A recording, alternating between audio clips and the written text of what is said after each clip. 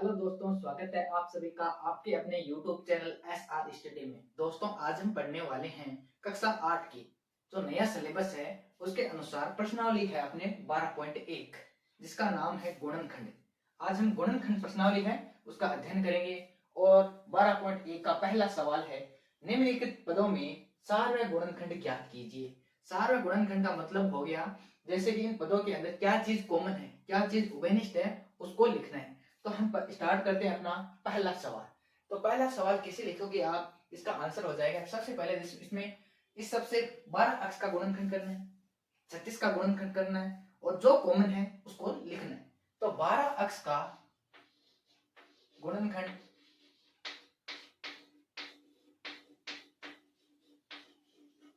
जो 12 अक्ष का गुणनखंड है उसको आप क्या लिख सकते हो, 12 को क्या लिख सकते हो, 2 गुणा 2 गुणा 3 गुणा अक्ष, ऐसा लिख सकते हो है ना आप।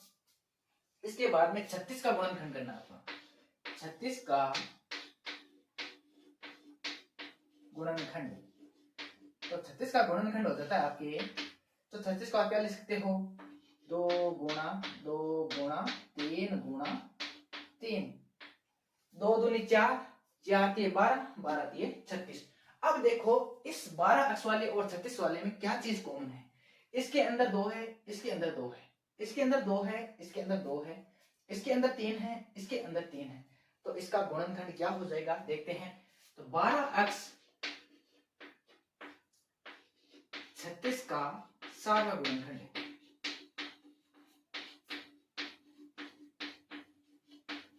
क्या हो जाएगा, सारा गुणनखंड। जो कॉमन चीजें हैं वो लिखते जाओ। इसमें 2 दोनों में कॉमन है, ये 2 भी दोनों में कॉमन है और ये 3, तो इसको गुणा करके लिख दो। यही आपका उभयनिष्ठ है, सारा गुणनखंड है।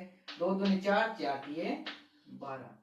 तो 12 अक्ष और 36 का सारा गुणनखंड क्या हुआ आपके, 12 हुआ।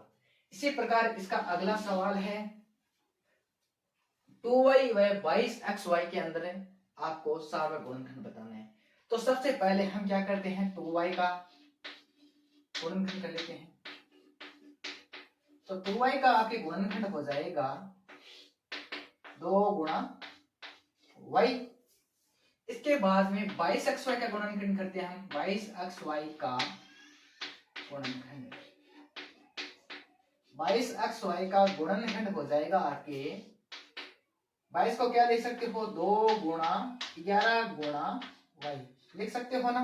अब इस पद में आपको दोनों में देखना क्या चीज कॉमन है, वही आपका सारा गुणनखंड हो जाएगा। तो 2y 22 xy का सारा गुणनखंड। तो सारा गुणनखंड आपके इसके में क्या हो जाएगा, इसमें है दोनों में 2 और दोनों में है y। अब देखो 11 इसमें नहीं है इसलिए हमने यहां नहीं लिखा, तो इसका गुणनखंड क्या हो जाएगा, सारा गुणनखंड 2y।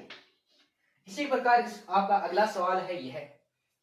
तो सबसे पहले इसमें आप करोगे 14p³ का गुणनखंड।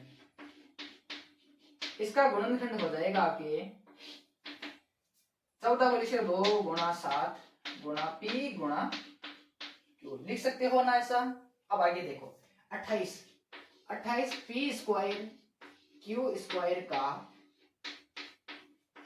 गुणनखंड। अब 28 को आप क्या लिख सकते हो, 2 गुणा 2 गुणा 2 दूनी 4, 4 हो गए, 4 को आप किससे गुणा करोगे, 7 से। तो इसको आप लिख सकते हो ना 28 को, तो 2 गुणा 7। अब देखो p, इसको क्या लिख सकते हो, p गुणा q लिख सकते हो ना ऐसा। अब दोनों में क्या चीज कॉमन है, क्या उभयनिष्ठ है, वो चीज अपने इधर लिखते हैं।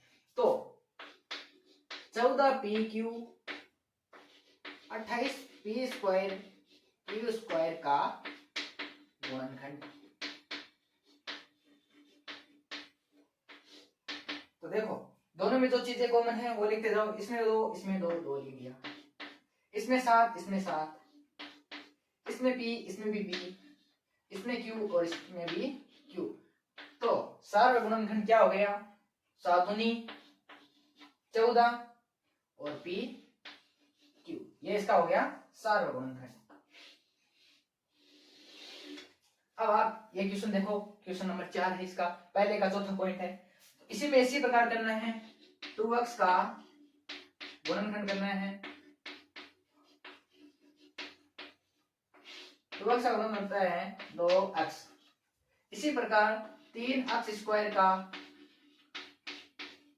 गुणनखंड होगा, तो 3x स्क्वायर इसका गुणनखंड हो जाएगा 3 गुणा x गुणा x। तो आप लिख सकते हो ना 3 गुणा x गुणा x। अब 4 का गुणनखंड करना है, तो 4 का गुणनखंड, तो 4 का गुणनखंड क्या होता है 2 गुणा 2। अब इस पूरे पद का आपको बताना है कि इसमें क्या चीज कॉमन है। इसमें आप देख रहे हो कि इसमें कोई चीज आपको कॉमन नहीं दिखाई दे रही है, लेकिन इसके साथ क्या कॉमन है, हमेशा गुणा के रूप में एक हमेशा कॉमन रहता है, एक शब्द के साथ जुड़ा हुआ रहता है, सॉरी गुणा में रहता है। तो इस पूरे पद का क्या हो गया, सार्वनिष्ठ या उभयनिष्ठ सार्वगुणनखंड क्या हो गया, सार्वगुणनखंड हो गया आपके, सब में एक एक है ना, तो एक का हो गया सार्वगुणनखंड 1।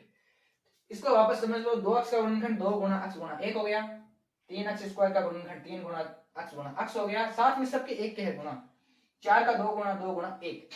जब कहीं आपको दिखे नहीं कि इसमें कोई चीज कॉमन है, वहां पर एक होता है, तो इसका गुणनखंड क्या हो गया आपके 1। अब है आपका क्वेश्चन नंबर 2, निम्नलिखित व्यंजकों का गुणनखंड ज्ञात कीजिए। पहले प्रश्न में हमें पद दिए हुए थे, तो हमें पदों का गुणनखंड सार्वगुणनखंड ज्ञात किया था। इस बार हमें व्यंजक दिए हुए हैं और व्यंजकों का हमें गुणनखंड ज्ञात करना है। तो आपका दूसरे प्रश्न का पहला पॉइंट है 7x - 42, तो इसका सार्वगुणनखंड, इसमें दो पद व्यंजक में क्या चीज कॉमन है वो देखना है हमें। तो आप इसको देखो 7 गुणा x के रूप में लिख सकते हो ना, और इसे 42 को 7 गुणा 6 के रूप में लिख सकते हो। अब देखो इस व्यंजक में, पूरे व्यंजक में क्या चीज कॉमन है उसको बाहर ले लेना है, जो सार्वगुणनखंड है उसको बाहर ले लेना है, और आपका क्वेश्चन सॉल्व हो जाएगा, इसका गुणनखंड ज्ञात हो जाएगा। तो आप लिख सकते हो सार्वगुणनखंड कॉमन लेने, सार्वगुणनखंड बाहर लेने पर, जो सार्वगुणनखंड बाहर है तो बाहर लो। तो इसमें 7 है, इसमें 7 है, तो यहाँ 7 लिख दिया। जब 7 को हमने कॉमन लिया तो इधर क्या बच गया, इधर x बच गया, इधर क्या है माइनस का चिन्ह, यह माइनस है, 7 तो बाहर ले लिया, अंदर क्या बच गया 6। तो इस 7x - 42 का सार्वगुणनखंड क्या होगा, 7 कोष्टक x - 6। इसी प्रकार आपका अगला क्वेश्चन है, दूसरे का दूसरा पॉइंट है 6q - 12q। तो 6q - 12q में आप लिख सकते हो इसको 2 गुणा 3 गुणा q, यह माइनस है, यह माइनस। 12 को आप लिख सकते हो 2 गुणा 2 गुणा 3, और गुणा में क्या है q, गुणा में आपके q है, सॉरी इधर आपके p है, इधर है p है। तो अब देखो इस पद में क्या चीज कॉमन है वो आपको बाहर लेनी है। जो सार्वगुणनखंड है दोनों में, जो दोनों में चीज कॉमन है उसको बाहर लेना है। तो दोनों में देखो 2 है 2 है, 3 है 3 है, इधर p है इधर q है, तो जो कॉमन चीजें है ना वो आप बाहर ले लो। तो हमने 2 गुणा 3 इधर से बाहर ले लिया, तो इधर क्या बच गया, केवल इधर p बच गया। इधर क्या बच गया, इधर देखो 2 बाहर आ गया, 3 बाहर आ गया, अंदर बच गया 2, और क्या बच गया q। तो इसका सार्वगुणनखंड क्या हो जाएगा, 2 दूनी 2 तिये 6, अंदर है p q, sorry p minus 2q। यह आपका इस क्वेश्चन का गुणनखंड हुआ। आपका अगला क्वेश्चन है, इसी का तीसरा पॉइंट है, 7 स्क्वायर को आप क्या लिख सकते हो, 7 गुणा 1 गुणा a लिख सकते हो, प्लस या तो प्लस 14 को आप ले सकते हो 7 गुणा 2 या 2 गुणा 7 लिख सकते हो, और वापस इसमें गुणा किससे हो रहा है, a से। अब जो चीज दोनों में है उसको कॉमन ले लो, उसे कोष्टक से बाहर ले लो। तो इसमें देखो 7 है, इसमें भी 7 है, इसमें a है, इसमें भी a है, और इसके अलावा कोई चीज कॉमन नहीं है तो बाहर नहीं आएगा। तो लिख लो इसको 7 गुणा a, दोनों में कॉमन है जो चीज कोष्टक से बाहर ले ली हमने।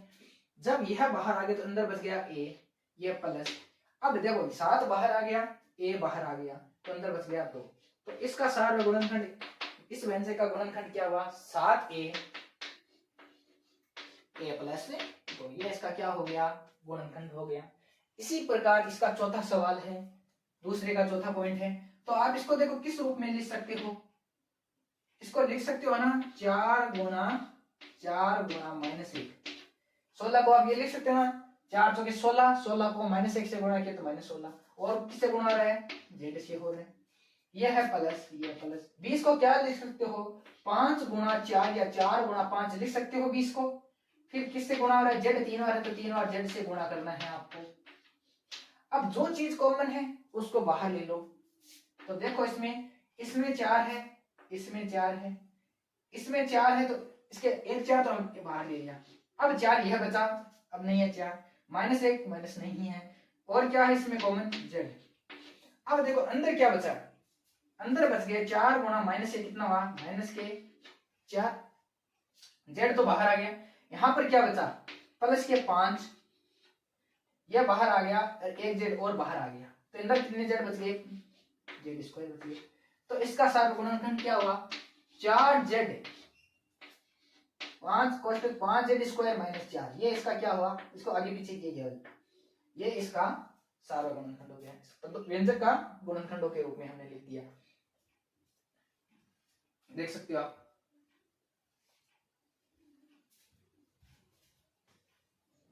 क्वेश्चन नंबर 2 का 5वां पॉइंट है 20l square m plus 30a का गुणनखंड ज्ञात करना है। तो इसका गुणनखंड ज्ञात करने के लिए आप इसे इस पद को कैसे रूप में लिखेंगे, तो इसको गुणनखंड के रूप में लिखना है तो इसे 2 गुणा 10, तो इसको l को क्या लिख सकते हो l गुणा l लिख सकते हो। बाकी गुणा में क्या बच गया अब m बच गया, यह प्लस है। 30 को क्या लिख सकते हो आप, 30 को आप लिख सकते हो ना 3 गुणा 10 लिख सकते हो। अब गुणा में क्या है वो लगा दो, a गुणा में है, l गुणा में है और m गुणा में। जो चीज कॉमन है अब बाहर लेते जाओ, तो बाहर इसमें क्या आएगा, ये तो 10 आ जाएगा, 10 इसमें भी है 10 इसमें भी है। देखो l स्क्वायर था, l गुणा l है, इसमें भी l है, इसमें भी l है, इसमें a है, इसमें a नहीं है, इसमें m है और इसमें m है। ये चीजें आपकी क्या आ जाएगी कॉमन आ जाएगी, बाहर आ जाएगी। तो इसे आप लिख सकते हो 10 गुणा l गुणा m, ये तो आ गए आपके कोष्टक से बाहर, कॉमन आ गए। तो इधर अंदर जो बचा 2 बच गया, गुणा में l बच गया, गुणा में m बच गया, ये प्लस। देखो 10 बाहर आ गया, l बाहर आ गया, m बाहर आ गया, तो क्या अंदर बचा 3a बच गया, 3 गुणा a बच गया। तो इसे आप क्या ले सकते हो 10 lm, यहां पे 2lm प्लस 3a गुणा करके लिख दिया। तो 20l square m plus 30a का सारा गुणनखंड क्या आया 10lm कोष्टक 2lm प्लस 3a या 3, ये इसका गुणनखंड हो गया। अब है आपके इसका छठा पॉइंट। तो छठे पॉइंट में कहा है कि 6 नंबर पॉइंट है, उसमें कहा है कि इसका गुणनखंड ज्ञात करना है। तो आप इसको पहले टुकड़ों के रूप में तोड़ ले, छोटे रूप में तोड़ लेते हैं। तो आप देखो 5 को मैं इस पूरे पद को मैं लिख सकता हूँ 5 गुणा x गुणा y लिख सकता हूं। इसके बाद में आप देखो ये माइनस है तो माइनस लगा दिया, ठीक है। 15 को आप लिख सकते हो 5 के रूप में तोड़ दो, 3 गुणा 5 या 5 गुणा 3 के रूप में लिख सकते हो ना इसको 15 को। फिर x गुणा में है, ये लो x गुणा में, y स्क्वायर है तो ये लो y को मैंने 2 बार लिख दिया। अब जो चीज इसमें कॉमन है उसको बाहर लेते जाओ। देखो इसमें 5, इसमें भी 5, इसमें x, इसमें x, इसमें y, इसमें y, ये चीजें इसमें, इसके अलावा कोई चीज कॉमन है क्या। अब इस x को देखें तो यहाँ पर x नहीं मिलेगा, इधर y देखें इधर y नहीं मिलेगा, इस 3 को देखें इधर 3 नहीं मिलेगा। तो ये आपके क्या है केवल 5x और y, इसमें क्या है जो कॉमन है इसको हम बाहर लिख लेंगे, बाहर लिख लिया। अब अंदर क्या बचे ये चीज देखो 5x और y बाहर आ गया, तो अंदर क्या बचा x बच गया, ये माइनस के 3, और इधर क्या बचा 5 बाहर, x बाहर, y बाहर, तो क्या बच गया अब y बच गया। तो इसका सारा गुणनखंड क्या आया 5xy x माइनस 3y, ये इसका क्या आया गुणनखंड के रूप में हमें इस व्यंजक को तोड़ दिया है, ठीक है। इसके बाद में इसका सातवां पॉइंट। सातवां पॉइंट में देखो वापस हमें इसी रूप में छोटे रूप में तोड़ना है। तो 10 को आप क्या लिख सकते हो, तो 10 को आप लिख सकते हो 5 गुणा 2 लिख सकते हो। ए स्क्वायर है तो ए गुणा ए लिख दिया। अब क्या चिन्ह है, माइनस का चिन्ह है तो माइनस को। 15 को आप क्या लिख सकते हो, 3 गुणा 5 या 5 गुणा 3 या 3 गुणा 5 लिख सकते हो। बी कितनी बार है, बी 2 बार है, तो ये लो बी 2 बार प्लस 20 को आप क्या लिख सकते हो, 20 को लिख सकते हो ना 5 गुणा 4।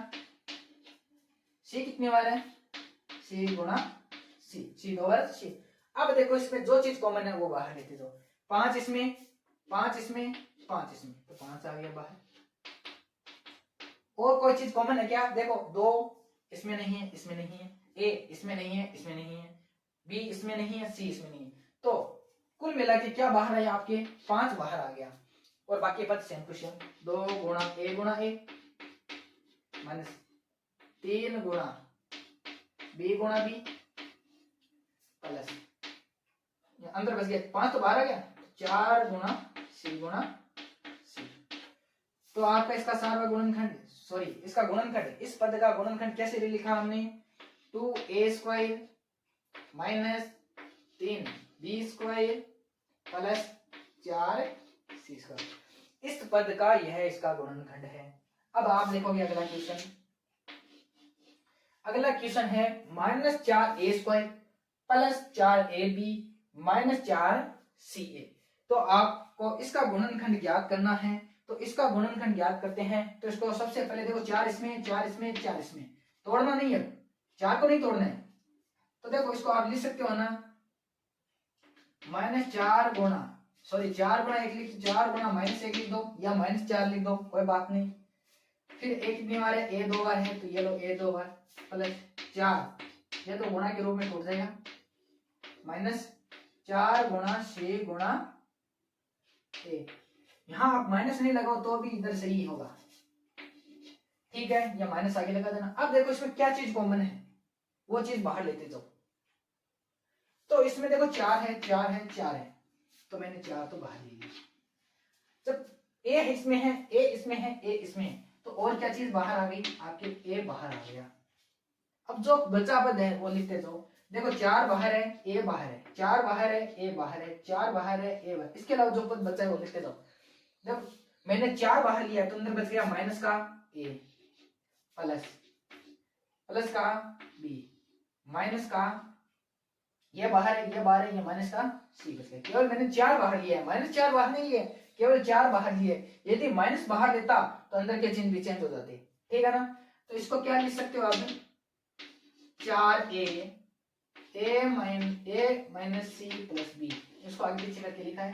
तो इसका गुणनखंड क्या हुआ, 4a कोष्टक -a minus C plus B. ये आपका उत्तर है। क्वेश्चन नंबर 9, क्वेश्चन नंबर 2 का 9वां पॉइंट है आपके और 10वां पॉइंट बचा है। तो 9वां पॉइंट को हल करते हैं सबसे पहले। अब तो इसमें देखो अक्ष, इसको सबको गुणनखंड के रूप में लिखो सबसे पहले। तो अक्ष स्क्वायर को अक्ष गुणा अक्ष, अब y को लिख दिया, अब z को लिख दिया, ये प्लस का चिन्ह, ये प्लस का चिन्ह। अब अक्ष है तो अक्ष y कितनी बार है, y स्क्वायर है तो y की 2 बार लिख दिया। जो z कितनी बार है तो z 1 बार है, प्लस अक्ष गुणा y गुणा z कितनी बार है, z गुणा z लिख दिया। अब देखो क्या है, इस तीनों पदों में क्या चीज कॉमन है, इन तीनों पदों के अंदर क्या क्या चीजें कॉमन है वो आपको लिखना है। तो देखो इसमें अक्ष है, इसमें अक्ष है और इसमें भी अक्ष है, तो अक्ष तो बाहर आ ही जाएगा। इसमें देखो अक्ष है, अब ये अक्ष बाहर आ गया, इसके अलावा अक्ष कोई नहीं है, नहीं आएगा। और y इसमें भी है, y इसमें भी है और y इसमें भी है, तो y बाहर आ गया। अब इसके अलावा देखो z इसमें भी है, z इसमें भी है, z इसमें भी है, तो z बाहर आ गया। अब जो बचा वो अंदर लिखते जाओ। ये देखो z बाहर आ गया ना, तीनों में से एक z। अब इसके अलावा जो बचा है वो पद लिखते जाओ। इधर बच गया, इधर अक्ष बच गया, यह प्लस यहाँ बच गया, y बच गया, और यहाँ पर क्या बच गया आपके, z बच गया। तो इसका गुणनखंड क्या हुआ, x y z कोष्टक x plus y plus z। तो इस 9वें पॉइंट का गुणनखंड हुआ x y z कोष्टक x plus y plus z। अब है क्वेश्चन नंबर 10, दूसरे का 10वां पॉइंट। इसको भी आप गुणनखंड के रूप में लिख के करो। तो इसको आप लिख सकते हो ना, ए गुणा अक्स गुणा वाई। इस पूरे पद को इस रूप में लिख दिया। यह प्लस कैसे लिखा, ए किस जगह ए, अक्स स्क्वायर है तो अक्स गुणा अक्स है, वाई है तो वाई है। अब देखो बी को, इसको हम क्या लिखा, बी गुणा अक्स, वाई कितनी बार है, वाई की घात 2 है तो वाई 2 बार लिख दिया। ठीक है जी। अब है प्लस सी गुणा अक्स गुणा वाई गुणा, लिख दिया गुणा के रूप में, सबके बीच में गुणा का चिन्ह। अब देखो इसमें क्या चीज कॉमन है वो चीज लिखते जाओ। देखो इसमें अक्स स्क्वायर है, सॉरी इसमें अक्स है, इसमें भी अक्स है, इसमें भी अक्स है, ये चीज तो कॉमन आएगी। इसमें वाई है, इसमें वाई है, इसमें वाई है, वाई भी कॉमन आएगा। अब देखो जेड केवल इसमें है, इनमें जेड नहीं है तो जेड कॉमन नहीं आएगा। तो जो कॉमन है वो लिखते जाओ। ए इसमें है, बी इसमें है, सी इसमें है। तो देखो ए बी सी तो कॉमन है नहीं, तो जो कॉमन है वो लिखते जाओ केवल। यहाँ x गुणा y कॉमन है। जब x और y को मैंने बाहर ले लिया, अंदर बच गया a x, a गुणा x बच गया, ये प्लस। जब x y बाहर हो गया तो b और y बचा, तो b गुणा y आगे लिख दिया प्लस। x y को मैंने बाहर लिख दिया तो अंदर गुणा c गुणा z बचा। बस आपका यही इसका गुणनखंड हो जाएगा, x y a x plus b y plus c z। तो 10 का गुणनखंड हुआ एक्स वाई कोष्टक a x plus b y plus c z. आपका क्वेश्चन नंबर 2 कंप्लीट हुआ।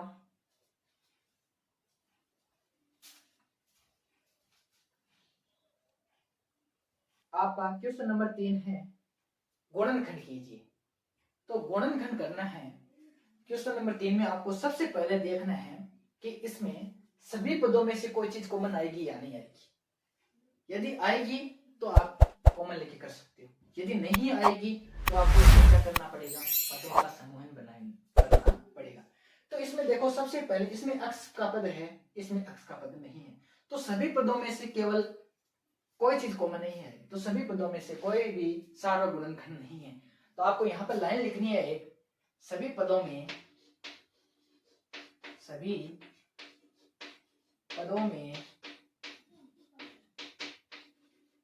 कोई भी सार्वगुणनखंड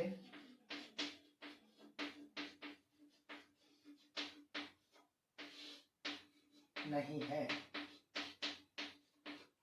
जब सार्वगुणनखंड नहीं है तो आपको क्या करना पड़ेगा, अब पदों का समूह करना पड़ेगा। अतः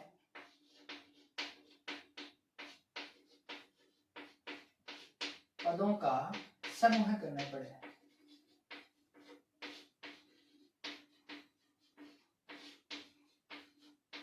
जब हमने क्या किया, पदों का समूह किया, समूह यानी कि पदों को हमने क्या कर लिया, समूहन कर लिया, सॉरी पदों का इधर समूहन।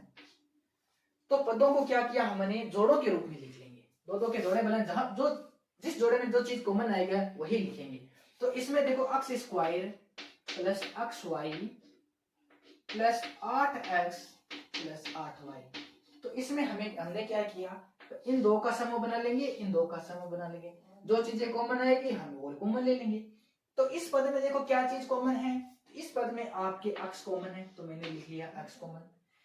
इधर अक्स कॉमन लिया तो अक्स स्क्वायर में से अक्स कॉमन लिया तो इधर बच गया अक्स, ये प्लस करके, जब ये अक्स बाहर आ गया तो अंदर बच गया ये वाई, बच गया प्लस।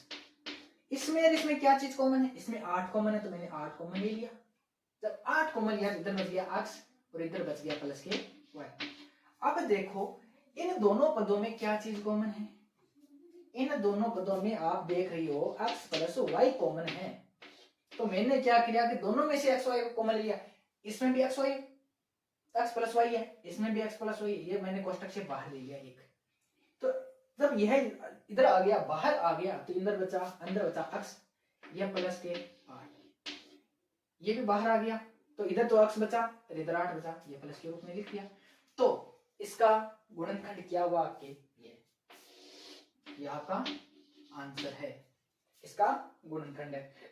इसी प्रकार ये क्वेश्चन आपको इसमें यही लाइन लिखनी है कि सभी पदों में कोई सार्वगुणनखंड नहीं है, अतः हमें क्या करना पड़ेगा, पदों का समूहन करने पड़ेगा। तो इसमें भी हम पदों का क्या करते हैं, पदों का समूहन करने, तो इसमें भी हम पदों का समूहन कर लेते हैं। कैसे करेंगे, तो देखो 15 ये एक्स वाई, ठीक है। देखो आप दोनों प्रकार से कर सकते हो, 15 और 5 को लेके कर सकते हो, 15 और 6 को लेके भी कर सकते हो, 6 और 2 को लेके भी कर सकते हो। तो इसमें आप पदों का समूह बना लो आप, यहाँ 5 वाई, ठीक है। 5 5 का गुणा करना, इसमें 5 का गुणा, इसमें भी 5 का गुणा कर, इसलिए दोनों को साथ में ले लिया। फिर हम माइनस के 6x और माइनस के 2, ठीक है। अब देखो पदों का समूह, एक हमने ये पद बनाया, दूसरा पद ये समूह बना लेंगे हम, ये एक समूह बनाया, ये एक समूह। अब जिस इस समूह में क्या चीज कॉमन है, तो आप देखो 15 को 3 गुणा 5 के रूप में लिख सकते हो, ठीक है। तो इसलिए 5 इसमें भी है, 5 इसमें भी है, 5 बाहर ले लिया, ठीक है। अब देखो y इसमें है, y इसमें है, तो y को भी मैंने बाहर ले लिया। अब अंदर क्या बच गया, 5 मैंने बाहर लिया तो अंदर बच गया 3 और ये x, इधर क्या बच गया 5 है पूरा बाहर आ गया, तो यहाँ बच गया आपके 1, ठीक है। अब देखो इसमें माइनस, इसमें माइनस, आप 6 को 3 गुणा 2 के रूप में लिख सकते हो ना। तो देखो 3 यहाँ, इसमें 2 इसमें 2, तो 2 माइनस इसमें माइनस इसमें, तो माइनस, तो पहले माइनस बाहर ले लिया हमने, फिर हमने 2 इसमें 2 इसमें, तो 2 ले लिया। तो अब क्या बच गया, इधर बच गया 3 और ये x, माइनस 2 तो पूरा ही बाहर आ गया, इधर बच गया प्लस का 1।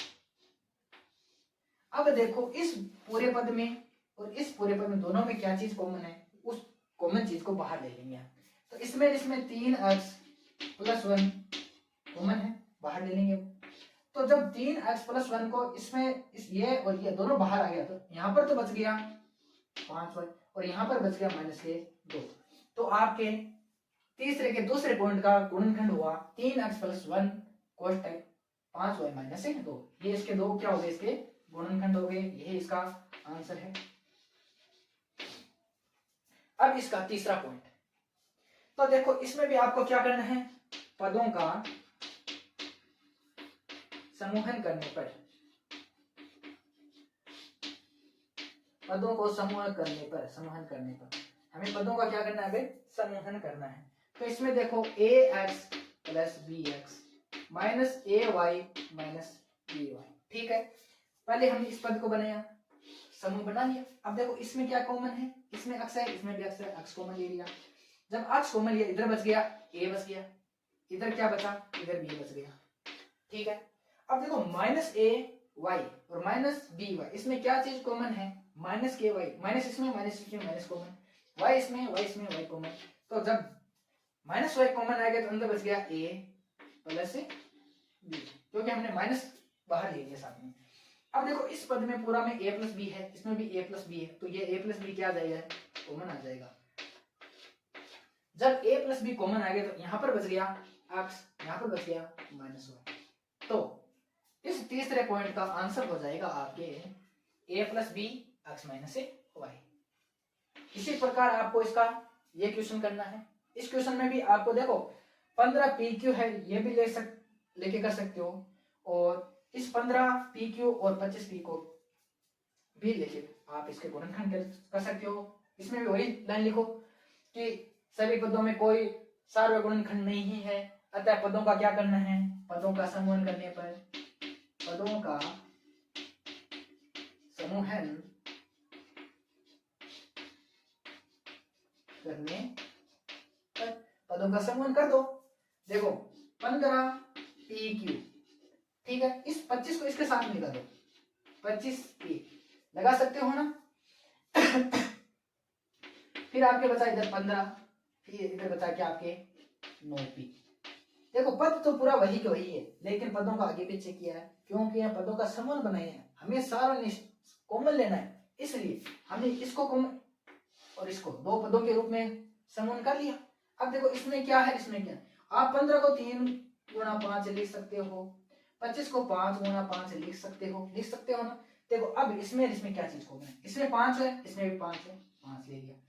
इसमें P है, इसमें भी P है, P ले लिया। अब जो बचा वो लिखते जाओ। देखो 5 बाहर आ गया तो अंदर बचा 3, इधर क्या बच गया 5 प्लस के 5, यही तो बचा। गुणा करके देख लो, 5 को 3 से गुणा किया 15 पी और क्यू, 5 पी को इससे गुणा 25 से पी। ठीक है, अब देखो इसमें इसमें क्या चीज कॉमन है, इसमें अब देखो 15 को 3 गुणा 5 लिख सकते हो और 9 को 3 गुणा 3, तो क्या चीज कॉमन है, तो 3 कॉमन है ना, इसमें 3 कॉमन है तो 3 कॉमन लिख दिया। अब इधर क्या बच गया 5 बच गया, इधर क्या बच गया 3 पी बच गया। अब देखो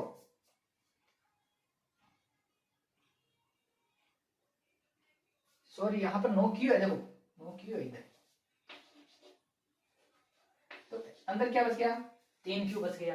अब देखो 5 दिए 15, 3 दिए 9 क्यू।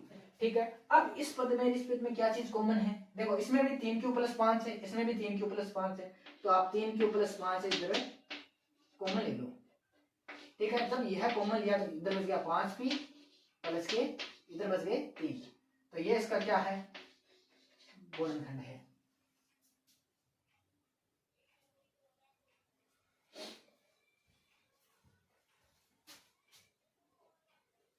क्वेश्चन नंबर 3 का 10वां पॉइंट और 12.1 का लास्ट क्वेश्चन का लास्ट पॉइंट है कि गुणनखंड करना है, इस पूरे पद का आपको गुणनखंड करना है। तो वही जो इससे पहले क्वेश्चनों में करते आए हैं वही काम करना है कि इसमें कोई भी सभी पदों में कोई सार्वगुणनखंड गुणनखंड नहीं है, तो हमें क्या करना पड़ेगा, पदों का समूहन करने पड़े। इधर हम पदों का समूहन करेंगे, समूहन करने पदों को हम समूह के रूप में लिखेंगे। आप देखो 7xy माइनस 7 लिख दिया, इधर मैंने क्या किया plus z minus x y z ये लिख दिया। ठीक है, अब देखो इस पद में क्या चीज कॉमन है वो देखते जाओ। इसमें 7 है, इसमें भी 7 है, मैंने 7 लिख दिया। अंदर क्या बच गया, इधर बच गया एक्स वाई और इधर बच गया माइनस का 1 बच गया। अब इस 7 को वापस गुणा करेगा तो यही पद आएगा, पदों का 2 समूह ये बनाया, एक ये बनाया। इसमें क्या कॉमन है वो देखो, अब इसमें क्या कॉमन है वो देखो, हमने क्या लेना है, इसमें देखो जेड इसमें भी है जेड इसमें भी है, तो मैंने जेड कॉमन लेना है, जेड कॉमन लेना है। लेकिन हमें ना चिन्ह कौन सा कॉमन लेना, चिन्ह भी साथ में कॉमन लेना, हमें एक्स वाई माइनस 1 भी इधर आना चाहिए। तो हमने क्या किया माइनस जेड को कॉमन ले लिया, क्या हमने माइनस जेड को कॉमन ले लिया। जब माइनस जेड को कॉमन लिया तो देखो यहां से कॉमन लिया माइनस जेड, तो इधर बच गया माइनस का 1, यहां माइनस जेड कॉमन लिया, एक ये कॉमन आ गया और माइनस कॉमन आ गया, तो अंदर बच गया प्लस का एक्स वाई बच गया ना। अब इस पद को वापस सही से लिख लो, x y minus 1 minus z x y minus 1। अब पूरे दोनों पदों में देखो इस पद में और इस पद में क्या चीज कॉमन, उसको बाहर ले लो कॉमन के रूप में, ये माइनस 1।